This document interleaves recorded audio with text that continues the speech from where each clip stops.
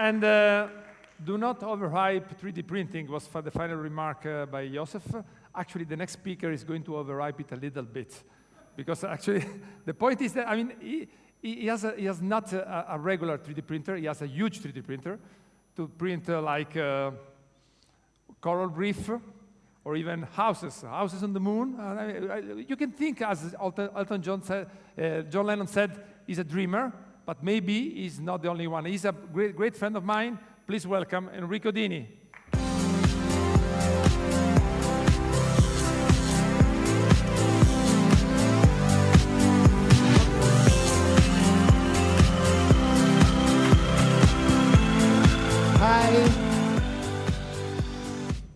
Hi everybody, ciao Roma, the city of my son. I'm so happy to be here. I have the chance to put my suit on for a day. Riccardo, you suggested the title of my talk. Think big, print big. Very challenging title, Riccardo. And I thought about for days to figure out which is really big, not for me, for you, but for mankind. So I thought truly about what might be the subject of something really stunning. And because of Riccardo, I said, okay, let's undertake this challenge and let's talk about reefs. Now, if you go outside of this beautiful building, over there on the left, you can see this object. This object is a stone object. It's full of cavities and dents. It's full of tricks and traps to attract fishes into this piece. It's a sort of resort for fishes. And I can say that I did that following what David said before. I did that because I just wanted to do it, because I love to do it, because I think it's good for me, for the people who helped me to do that. Computational Design Italy, Disguincio and Company. So we made that object, and is the outcome of a 5-6 year brainstorming path to figure out how we might print big something that might be useful for someone. You see dust all over. This is the hell of my life, because I didn't supposed to use dust, but just sand, that is more fair. And is the icon of what we can do with 3D printing applied on a large scale. Applying 3D printing on a large scale, you can print math. Math algorithms is the key, in my opinion, of 3D printing. I might talk for 10 minutes on this initial slide and finish my talk with this object, because it resumes completely all the concepts. Materializing math, petrifying algorithms. So, because we are here to 3D print, we are here to print layer by layer. This is a very bad picture because we didn't have time to take picture while we were printing this object. But trust, this is one of the 185 layers of sand moved by hand, also by me, my brother, and my assistants.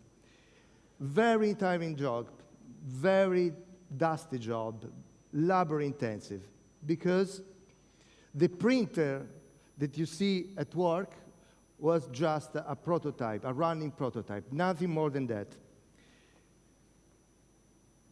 And 3D layering means, as 99% of people here now knows what means 3D printing, layer by layer, starting from a CAD file into storage into a computer and sliced at 5 millimeter thick for my technology. And then the matter is, for this kind of technology that requests a lot of sand, we have to reveal the piece, taking out all the sand into which the piece was generated. And who take out the sand from the piece we materialize? This is quite funny. Exactly the people that generated the shape. And they said, guys, you made this shape by computer. Now you come and enjoy what means materializing object. This is the tool. Take out all the sand out of it. And this is the great, incredible potential of 3D printing.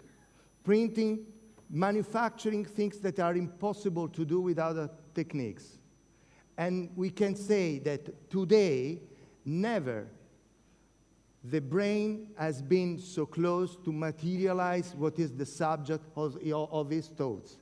This is the big, stunning news of the present century. So the printer. The printer is the biggest ever built so far in the world, and has been funded, and this is a message for Mr. Venditti here in this room, has been funded by the Chamber of Commerce of Pisa. So this is also a public project. The Chamber of Commerce believed in this vision and invested. Has been a blood investment because we were not close to make money out of it. We were much close to sell a dream somehow.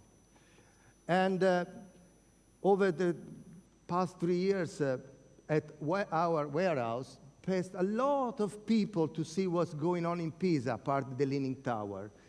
Apart the Leaning Tower, the most important event that is occurring there is that we are trying to print buildings in real there. This printer is quite rough, very rough. It is slow, is quite prototypal, but all the best of the information technology and robotics we did in Pisa has been somehow merged together to make this stuff. So this printer couldn't celebrate his potential without a proper language behind. And the ideal language for 3D printing, as I said before, is math.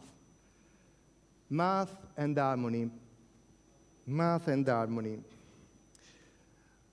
I believe that we all have a sense of beauty that is a quite transversal, common value in all the world.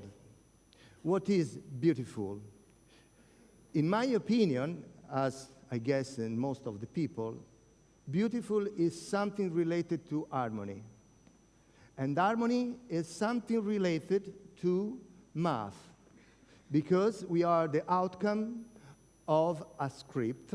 Our DNA is a script that resume in a while the outcome of our ontogenesis and phylogenesis. So is the power, harmony of math and algorithms is the power of an ordered process of growth. An ordered process of growth means generating a shape that is next to the previous one, harmonically, according to a certain law that is given by external constraints, environmental constraints that match with the need of an organism to grow. And in this fight between the organism and its outside, a script is generated. So, fractals, Fibonacci series, the power of self-similarity curve is what we perceive like harmonic and beautiful. And this is the blueprints of the Baying, and has been heavily relying the design on this kind of approach. And now let's come back to 3D printing. You see this picture. This is not the outcome of a process of growth. This is a process, the outcome of a demolition process. But it's not a demolition random, like hammering an object randomly. This is destroying something. But when you have a fight between external agent of the environment and the internal organism, that is in this case a sandstone, the outcome is an ordered demolition process that we call shaping. And in our sense of, in our perception of beauty, we believe we see something that is related to passion. There is a story behind. We perceive beautiful something that has a story behind, because we perceive beyond the story the passion and the pain to reach this outcome. And now I made of this concept the paradigm of my own sense of beauty. So we are going to transfer this concept into math. And a couple of years ago, came to my warehouse Alessio Rioli, the professor, teacher at Bologna University, and I was intrigued by his approach to engineering. He was involved in genetics. He teaches genetics during his engineering lesson. He came with some students, and they introduced me to what they were doing. And I said, wow, this is quite close to what I have in mind. And I provocately asked to Alessandro Zomparelli, one of the author, not of these shapes, please print for me, generate for me, algorithmically, genetically, generate for me, please, the Lavezzi Cliffs, close to Sardinia, because this is what I wanted to do. And he made his final thesis on this theme. And they applied this very nice generative demolishing strategy that, starting from a shape, can start adding some porosities inside that can be parametrically driven according to some certain requirements that can be technical. I mean, a piece might be stable under the sea, for instance, but the cavity, the number, and the entity, and the distribution of the cavities can be functional to attract a gray snapper rather than an octopus or whatever. So it's a very flexible tool to generate, not to design, to generate the shape we need.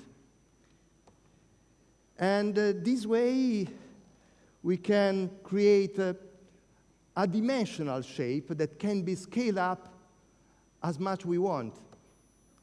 And I took 8 years to maturate this process, and I said, okay, 3D printing is much better than printing architecture, but much better to print archi-nature. And this way, we can put hands on the environment and on Earth. And by 3D printing, we can do something that is related to, that can give help to solve some mess and that we create over the time. So, 3D printing can protect the environment, fishes, but also ourselves. We can protect the cost using 3D printing. How? This is a very nice project we have. We are discussing with Arup and in UK, with Boskalis in the Netherlands, and Sustainable Ocean in Melbourne. And the idea is to shape the world in the real sense of this world. Going on the sea, grabbing, digging, dredging some sludge and sand, putting on the pontoon, drying using sun, putting into our printer, and then put back to the deep sea to protect the coast. And this is absolutely feasible. In fact, we are making some, we already made a lot of trials and tests. This is a technique that can work. I asked to my correspondent in Bahrain about the status of our artificial reefs, and he sent me just yesterday night. And this is the outcome of a 3D printed artificial reef. So people say that I'm the man who print houses. This is not absolutely true so far. I can claim that I'm the man who prints houses for fishes so far. And so I'm at the end of my talk. The full picture would be printing huge 3D printed building structure to protect and save our world. So in being very provocatively, we might say that 3D printed might save the world. Thank you so much. Thank you, Enrico.